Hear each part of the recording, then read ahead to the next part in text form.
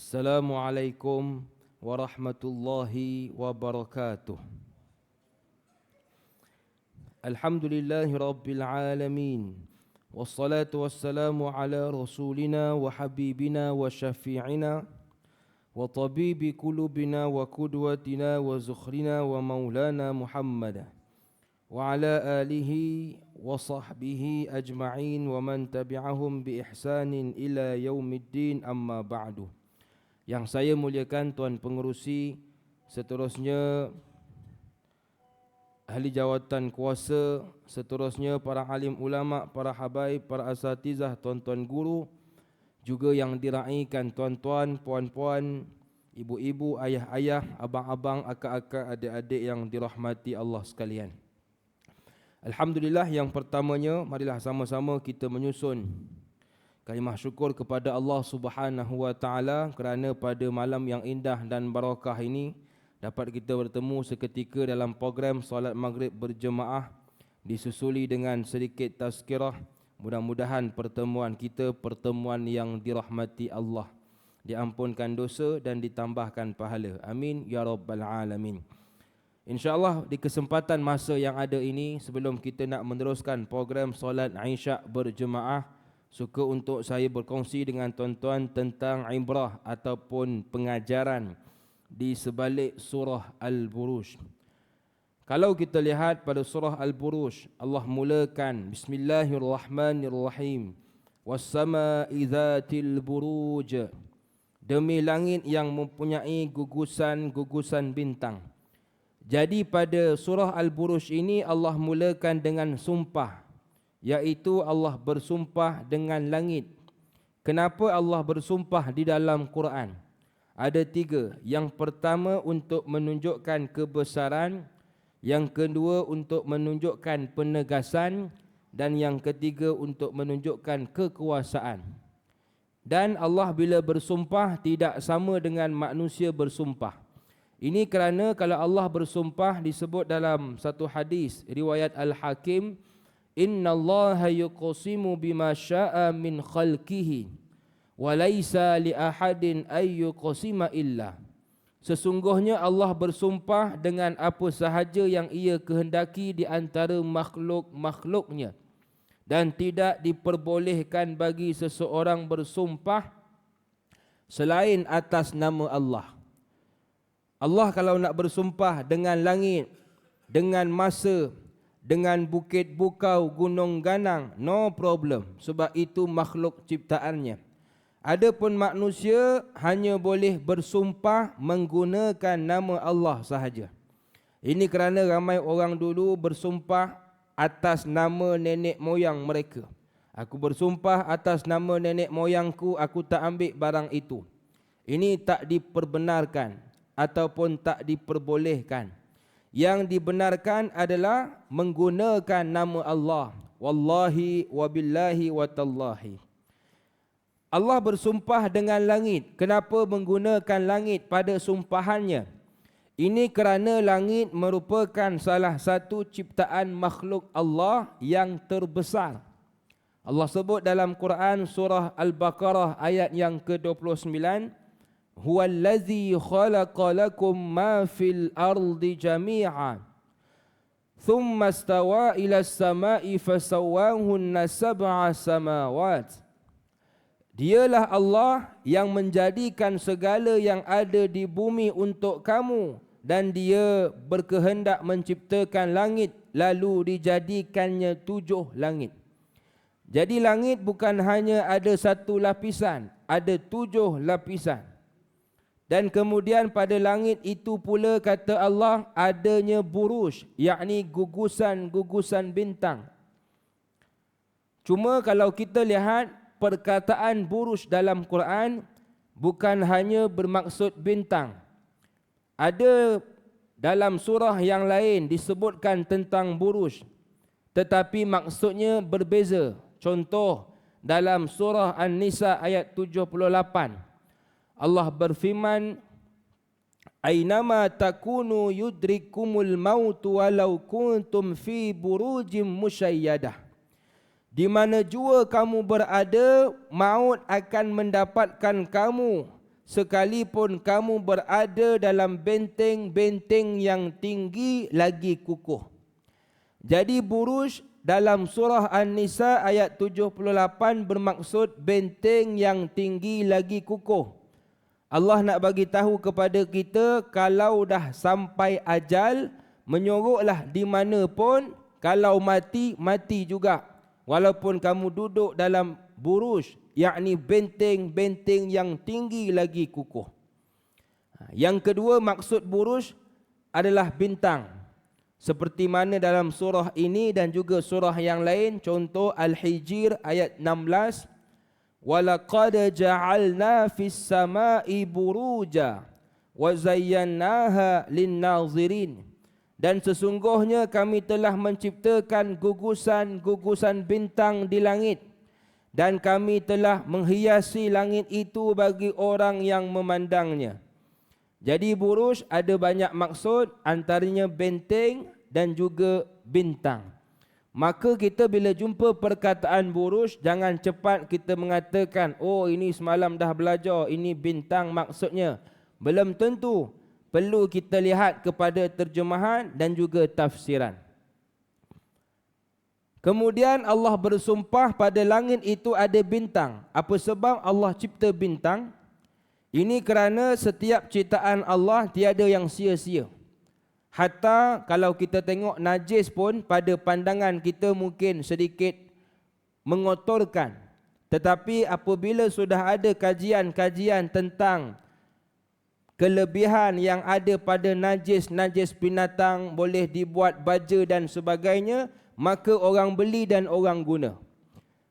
Kalaulah najis pun sudah ada manfaat kepada kita, apatah lagi ciptaan Allah yang besar, iaitu contohnya bintang. Jadi Allah sebut dalam Quran, Rabbana ma khalaqta hadza batila. Allah tidak ciptakan setiap perkara itu sia-sia, mesti ada hikmahnya. Dengan syarat kamu kaji dan kamu teliti. Contoh bintang, apa sebab Allah ciptakan kepada kita, disebut dalam surah Al-Mulk ayat yang kelima, yang selalu kita baca selepas usai solat fardu isya', iaitu walaqad zayyana as-samaa'a ad-dunya bimasabih wa ja'alnaha rujuman lisyayatin wa a'tadna lahum 'adzabas sa'ir. Yang pertama, bintang Allah ciptakan sebagai hiasan. Sebab itu orang Arab di zaman dahulu antara tarikan dan hiburan mereka adalah melihat kepada bintang. Mereka tiada kecanggihan seperti kita hari ini yang ada pawagam untuk ditengok, radio untuk didengar. Tetapi mereka ada satu kelebihan, iaitu boleh melihat kepada bintang. Mereka sanggup naik ke atas bumbung semata-mata nak melihat akan kecantikan bintang. Tapi kita di Malaysia ni dah senang kalau nak menengok bintang. Tak panjat rumah pun tak apa. Takut kalau panjat naik sebagai manusia, turun sebagai jenazah. Jadi tengok di luar begitu sajalah. Yang kedua adalah kata Allah, rujuman lisyayatin, rejaman kepada syaitan. Dan yang ketiga, penunjuk arah. Macam orang dulu, walaupun mereka tiada kecanggihan teknologi, tapi Allah kurniakan kepintaran, boleh membaca bintang untuk menentukan arah timur, barat, utara dan selatan. Kemudian pada ayat yang kedua, Allah sambung lagi firman-Nya, wal yaumil mau'ud, dan hari yang dijanjikan. Apakah maksud hari yang dijanjikan pada ayat kedua ini? Kata ulama, maksudnya adalah hari kebangkitan, yaumul ba'si. Apa sebab Allah jadikan hari kebangkitan? Untuk keadilan. Kerana manusia memang fitrahnya suka kepada keadilan. Sebab itu hari ini kita tengok timbul bagai cendawan tumbuh selepas hujan, NGO-NGO, persatuan-persatuan yang memperjuangkan keadilan dan kesaksamaan lelaki juga perempuan. Mereka kata kalau orang lelaki boleh jadi ketua, kenapa orang perempuan tak boleh? Kalau orang lelaki boleh jadi imam, kenapa orang perempuan tak boleh? Kita kata kalau perempuan nak jadi imam, no problem. Cuma kita takut kalau dia rukuk, kita yang tak rukuk. Apa sebab? Kerana tarikan orang perempuan kepada lelaki. Sebab itu kita hari ini sebelum nak memperjuangkan sesuatu keadilan, kita kena faham dulu maksud adil. Adil adalah meletakkan sesuatu pada tempatnya. Contoh, kita ada cucu darjah 1, darjah 6. Bila habis periksa, kita tanya, adik dapat soalan apa? Adik dapat 1 tambah 1. Abang dapat soalan apa? Abang dapat 1 bahagi 1.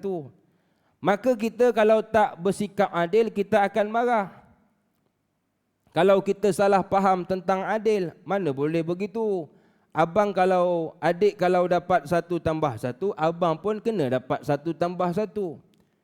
Itu tak adil. Yang adil adalah 1 tambah 1 sesuai untuk anak darjah 1. Sebab dia punya IQ tahap begitu. Untuk 1 darab 1 bahagi 1 sesuailah dengan darjah 6 IQ-nya.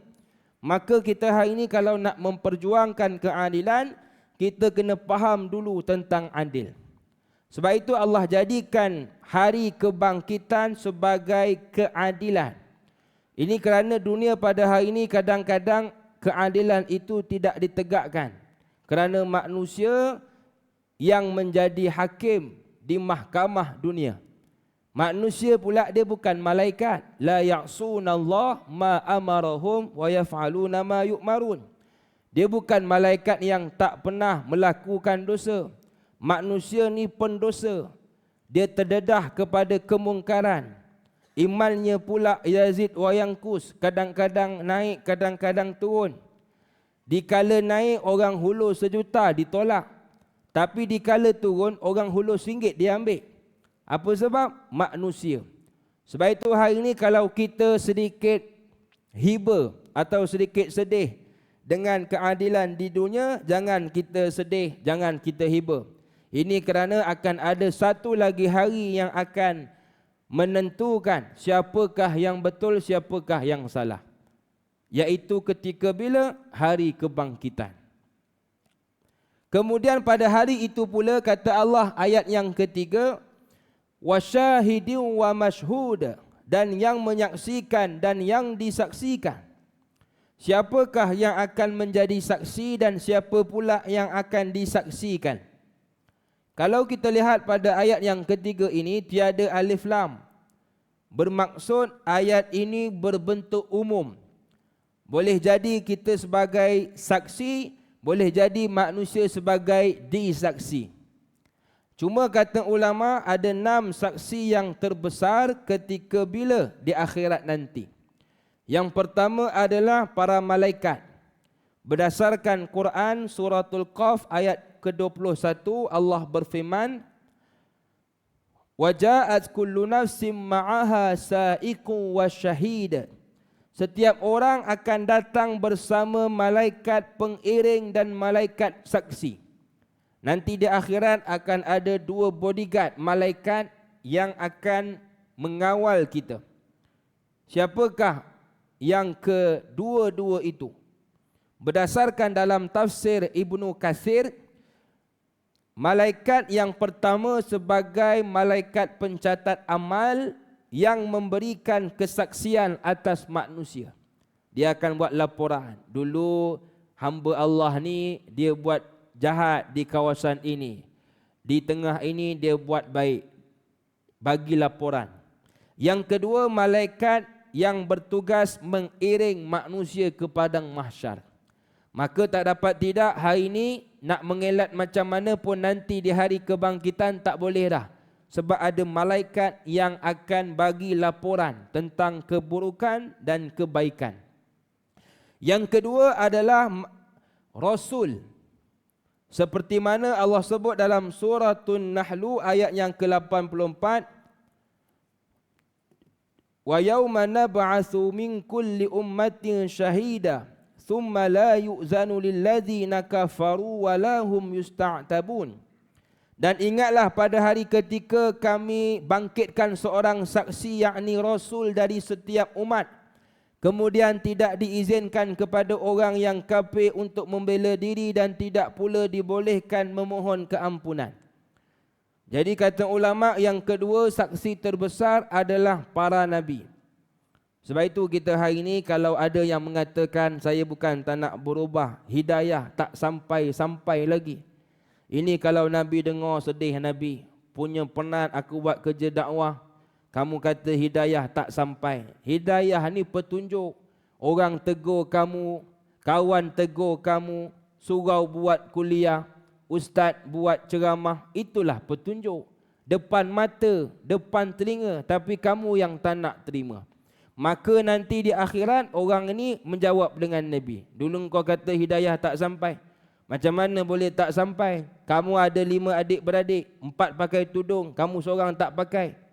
Kalau hidayah tak sampai, keempat-empat adik-beradik kamu tak pakai. Tempat kerja kamu yang lain pakai tudung, kamu tak pakai. Macam mana hidayah tak sampai? Kalau tak sampai, semua yang kerja di tempat kamu tak pakai tudung.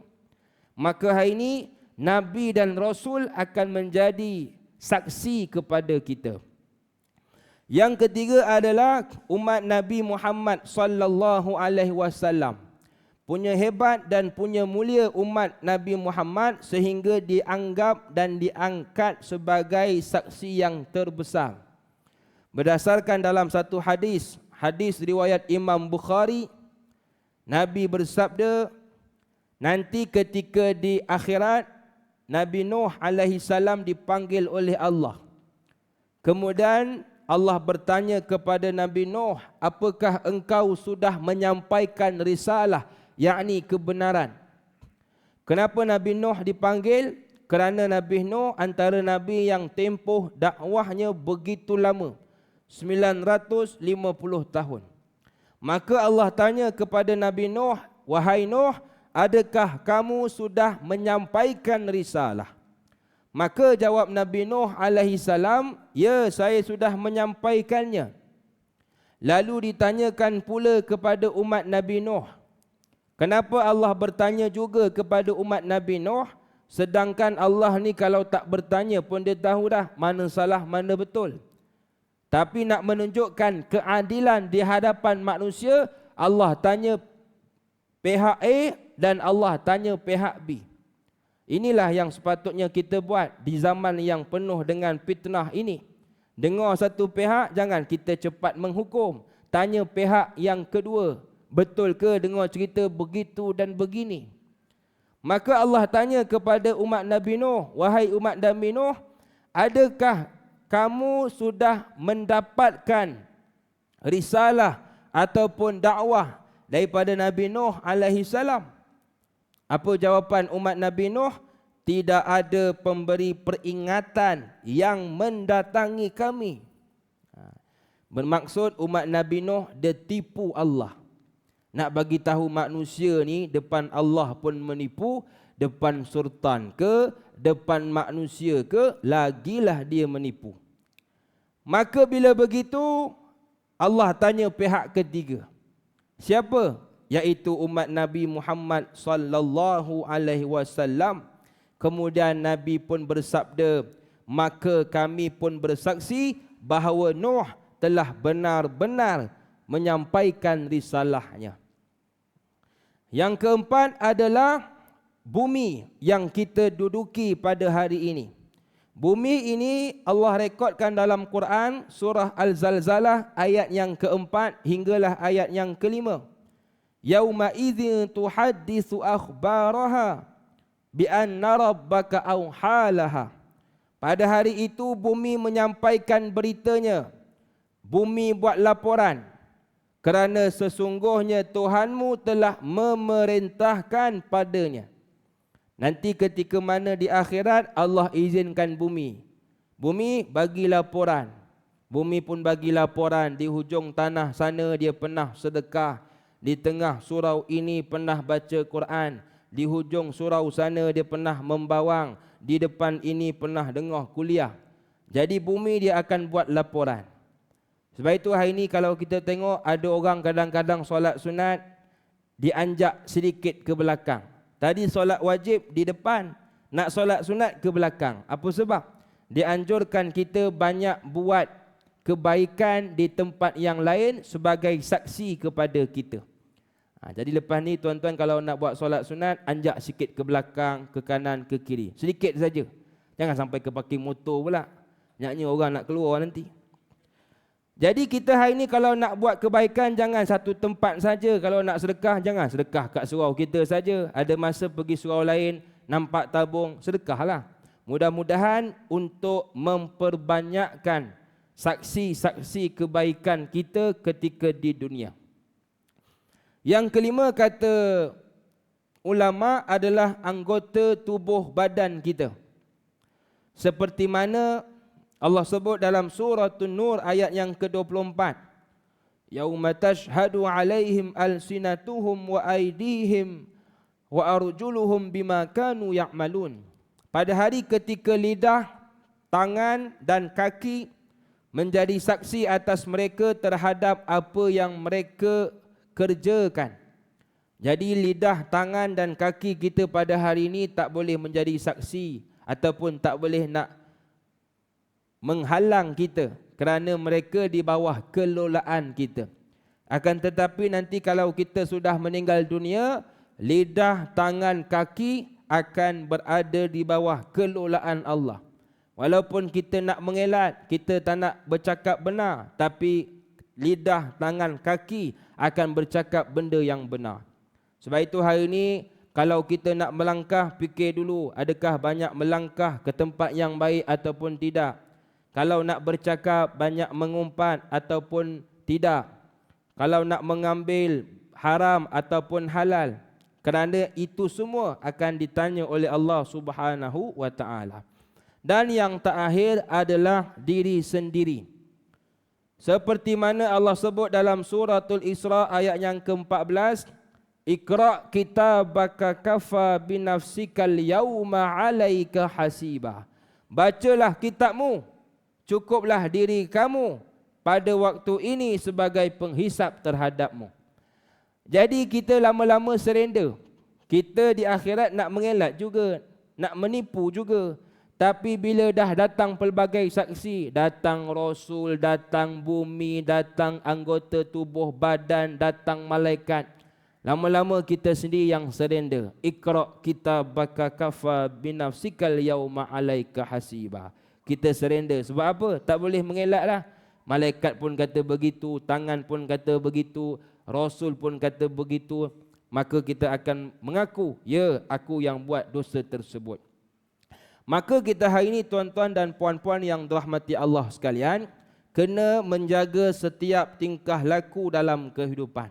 Macam kita dah masuk Ma'al Hijrah ni, kalau boleh sempena dengan Ma'al Hijrah tahun baru, biarlah kita ni upgrade kita punya gelaran dalam agama. Dalam Islam ni dia ada banyak gelaran. Dia ada Muslim, naik Mukmin, naik Muhsin, naik Mukhlis dan Muttaqin. Orang yang paling tinggi, yang paling dekat dengan Allah, iaitu bertakwa. Inna akramakum indallahi atqakum. Orang yang paling mulia adalah orang yang paling bertakwa di sisi Allah Subhanahu wa ta'ala. Macam kita lah dalam bab ataupun dunia pekerjaan, kita kalau boleh nak pencen tu biarlah ada penghormatan diberikan, dapat datuk ke, Tan Sri ke, Tun ke. Sama juga dalam bab pendidikan, kalau boleh kita naklah bila belajar tu biar dapat PhD, doktor, naik Prof Madya, naik Profesor Emeritus. Sama juga dalam bab akhirat, kalau boleh sikit kita naik daripada muda Muslim, pertengahan umur mukmin, nak meninggal dunia kalau boleh dapat muttaqin, orang yang paling bertakwa di sisi Allah Subhanahu wa ta'ala. Maka tak dapat tidak kena menjaga segala larangan dan melakukan segala suruhan. Seterusnya pada ayat yang keempat, ini tentang satu golongan dalam Quran. Dalam Quran ni dia ada banyak golongan. Golongan yang baik untuk dijadikan pedoman, golongan yang tidak baik untuk dijadikan sebagai pengajaran. Dan ayat yang keempat surah Al-Buruj ini tentang satu golongan yang tidak baik, yang perlu kita tahu cirinya supaya kita dapat menjauhinya. Allah berfirman, qutila ashabul ukhdud, binasa dan terlaknatlah orang yang membuat parit. Siapakah ashabul ukhdud atau siapakah penggali parit ini? Sebab itu Quran ni kita kena belajar. Kalau kita tak belajar, maka kita akan tersalah faham. Lagi-lagi orang yang kerja kontraktor gali parit. Dengar ayat ni, tengok terjemahan, Allah celakakan orang gali parit, esok tak kerja dah gali parit. Bini tanya, awak tak kerja ke kontraktor gali parit? Semalam baca Quran, Allah celakakan orang gali parit. Tu tak gali dah. Habis gali apa sekarang? Gali kubur je lah. Apa sebab? Kerana kita tak memahami dengan pemahaman yang betul. Ashabul ukhdud ataupun orang yang membuat parit di sini adalah mereka yang Nabi ceritakan dalam satu hadis, kana malikun fi man kana qablakum wa kana lahu sahir. Iaitu kata Nabi, dulu ada seorang raja dari golongan umat sebelum kita, sebelum kalian. Wa kana lahu sahir, dan ia mempunyai seorang tukang sihir. Pendapat yang paling kuat mengatakan raja di kota Najran yang terletak di negara Yaman. Dan raja itu padanya ada tukang sihir. Kenapa kalau kita tengok kebanyakan raja-raja di zaman dahulu ada tukang sihir. Macam Firaun ada tukang sihir. Ini kerana fungsi mereka adalah untuk menampak hebatkan institusi raja di mata rakyat. Yang lawan Nabi Musa bukan Firaun tapi ahli sihirnya. Dengan tujuan kalaulah dikalahkan Nabi Musa, maka rakyat akan respect. Kau tengok raja kita punya hebat, boleh mengalahkan Nabi Musa alaihi salam. Begitulah juga raja di kota Najran ini yang ada tukang sihir, tujuan supaya rakyat respect kepada raja. Falamma kabira qala lil malik, ketika tukang sihir tersebut berada dalam usia senja ataupun berada dalam usia tua, inni qad kabirtu fab'as ilayya ghulama. Ia mengatakan kepada raja bahawa aku ni dah tua dah. Kalau boleh tolong hantarkan kepadaku seorang budak untuk menjadi pewaris kepada ilmu sihirku. Maka raja pun bila mana diminta oleh tukang sihir menghantar seorang budak, maka dia pun cepat hantar. Kenapa cepat? Kerana tak nak hilang penghormatan orang kepada dia. Dan kenapakah diminta seorang budak bukan orang tua? Kerana budak dia banyak kelebihan. Ajar sikit cepat ingat. Kalau kita ambil orang tua, kadang-kadang contoh, ajar mantra hari ni, esok datang, boleh tak tuan guru ulang balik mantra semalam? Lupalah pula. Jadi tukang sihir kata, ni leceh ni, aku nak mati dah. Boleh pula disuruh ulang-ulang, bila kamu nak ingat? Tapi kalau budak ataupun kanak-kanak, dia memang ada satu kelebihan, iaitu boleh ingat dalam keadaan cepat. Tengok dalam YouTube ada satu kajian orang buat, budak-budak dia boleh cakap banyak bahasa sebenarnya. Kalau contoh hari ni tuan-tuan ajar bahasa orang putih, where you want to go? Awak nak ke mana? Esok bahasa Arab, ila aina, lusa bahasa Jawa. Dia boleh adapt, dia boleh terima. Sebab apa? Memang kelebihan budak-budak dia cepat belajar. Sebab itulah Nabi sebut dalam satu hadis riwayat Tirmizi, kullu mauludin yuladu alal fitrah fa abawahu yuhawwidanihi au yunassiranihi au yumajjisanihi. Anak Adam itu dilahirkan dalam keadaan fitrah, yakni bersih, suci. Maka mak ayahlah yang akan membentuknya sama ada nak jadi Yahudi ke, Nasara ke atau Majusi. Orang tua pun ada menyebut, meluntur buluh, biarlah dari rebungnya. Sebab itu hari ini kalau ada anak-anak yang masih lagi kecil, kita kena bagi mereka ni kenal agama dulu, faham agama dulu. Kalau boleh otak mereka yang bersih, diri mereka yang bersih itu dimasukkan dulu tentang pemahaman-pemahaman agama. Maka budak ini pun bila mana disuruh belajar, dia pun datang belajar. Dan kenapa tukang sihir ni tuan-tuan, kalau kita fikir logik, awak tu dah tua dah. Sepatutnya awak pencen sajalah. Bila dah pencen, fikirlah nak pergi travel ke, nak pergi taubat, buat umrah dan sebagainya. Tapi walaupun nak mati dah, tetap dia nak mengajarkan juga ilmu sihir dia. Bermaksud dia fikir tentang orang lain. Macam kita kalau dah nak pencen, kita tak fikir dah, pandai-pandai lah kau buat kerja. Aku dah pencen, aku malas dah nak fikir kerja-kerja ni. Yang aku fikir makan tidur surau, makan tidur kuliah surau. Itu ya. Tapi tukang sihir ni walaupun nak mati, masih lagi memikirkan tentang ilmu sihirnya dan juga raja tadi. Apa sebab? Yang pertama kerana bisikan syaitan. Syaitan duk bisik, ajarlah ilmu kamu tu berharga, tak dapat ramai seorang pun jadilah. Bisikan syaitan. Yang kedua adalah dia rasa ilmu yang dia ada tu betul. Sebab itu Allah sebut dalam Quran surah Al-Baqarah ayat 111, wa qalu la yadkhulal jannata illa man kana hudan aw nasara, kata Allah. Dan mereka Yahudi juga Nasrani berkata, sekali-kali tidak akan masuk syurga kecuali orang yang beragama Yahudi atau Nasrani.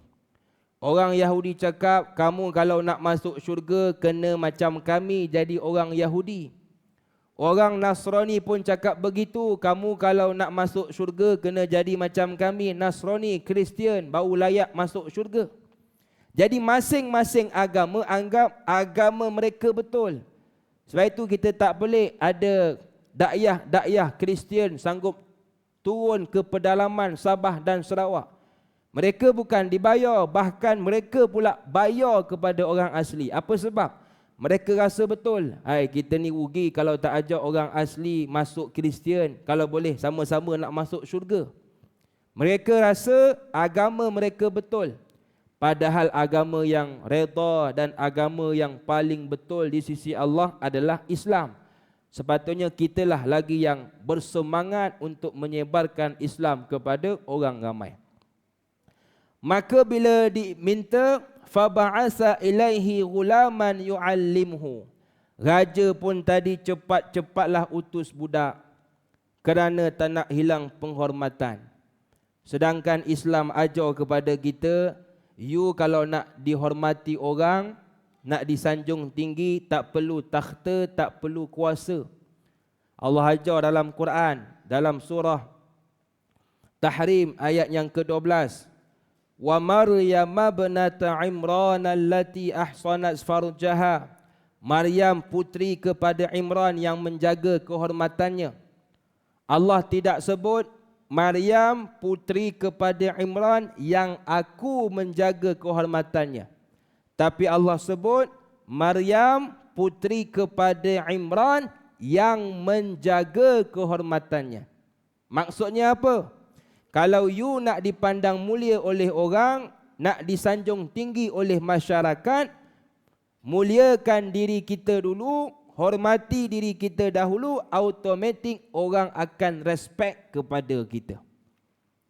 Macam kita ada anak perempuan, pergi ke pasar beli ikan. Balik daripada pasar, dia pun merungut. Kenapa Ecah? Muka monyok je. Kenapa? Tak adalah. Tadi Ecah on the way balik daripada pasar, ada sekumpulan lelaki duk bersiul-siul kat Ecah. Dia ingat Ecah ni monyet ke apa? Kita tanya dia, kau pergi sana pakai baju apa? Pakai skirt. Skirt panjang ke pendek? Dah nama skirt ya, pendek lah. Oh, patutlah orang duk bersiul-siul kat kau sebab kamu tak muliakan diri kamu. Macam mana orang lain nak muliakan diri kamu? Cuba kamu pergi pasar pakai macam pocong, nampak muka. Agak-agak orang bersiul ke orang lari? Orang lari. Ada pula pocong tengah hari buta kat pasar ya.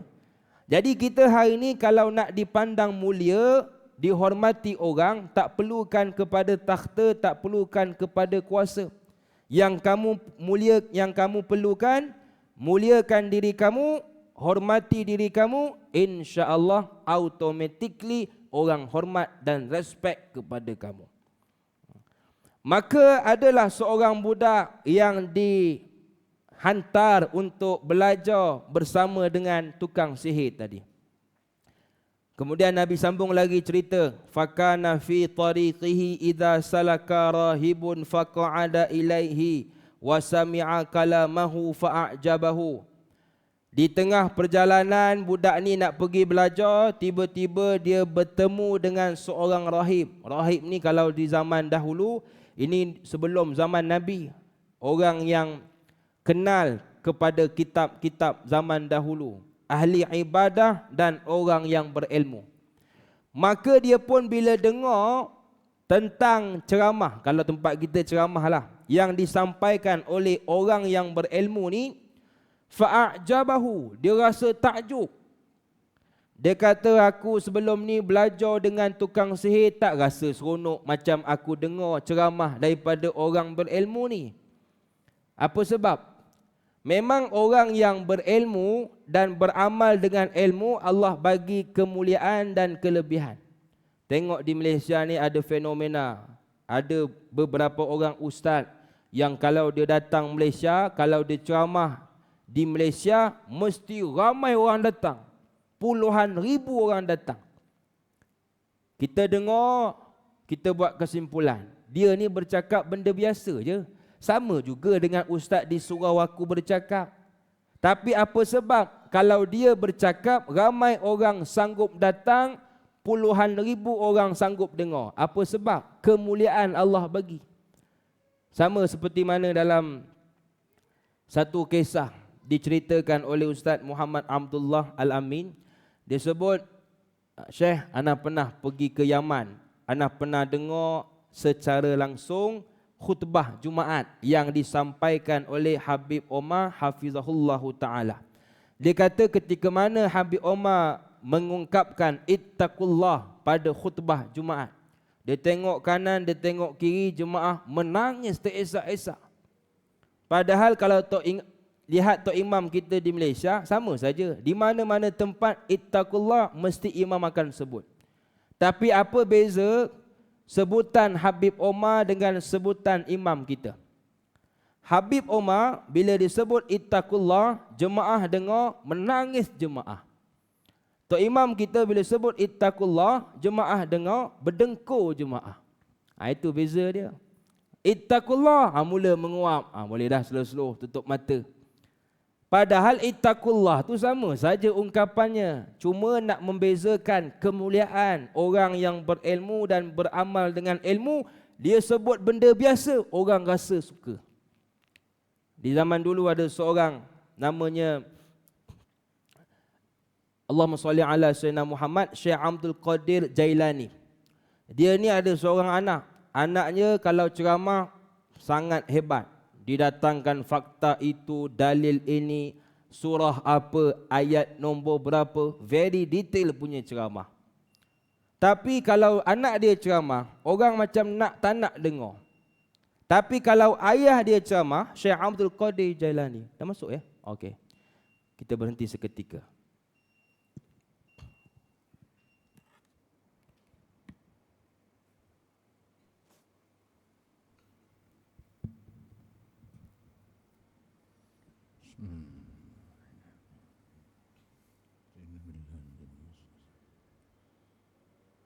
Allahu Akbar, Allahu Akbar, Allahu Akbar, Allahu Akbar. Ashhadu an la ilaha illallah.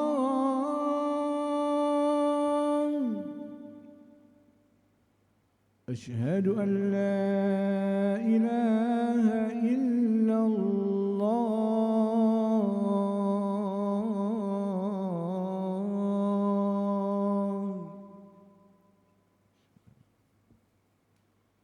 أشهد أن محمدا رسول الله.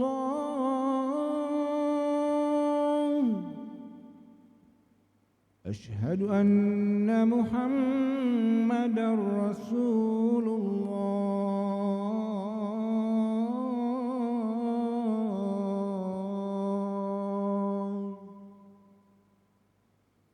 حي على الصلاة.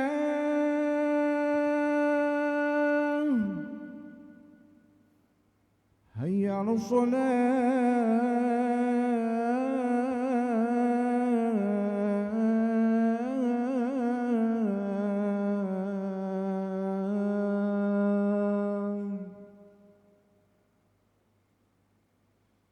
حي على الفلاح.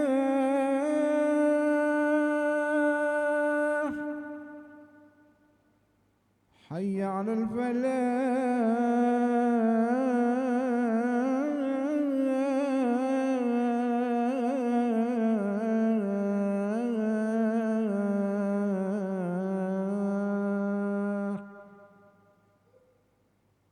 الله أكبر الله أكبر.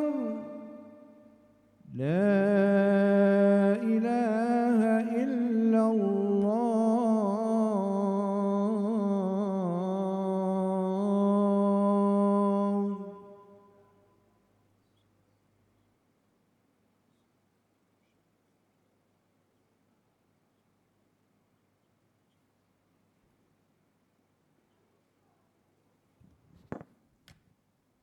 InsyaAllah tuan-tuan, kita habiskan cerita tadi, kemudian kita tutup kuliah kita.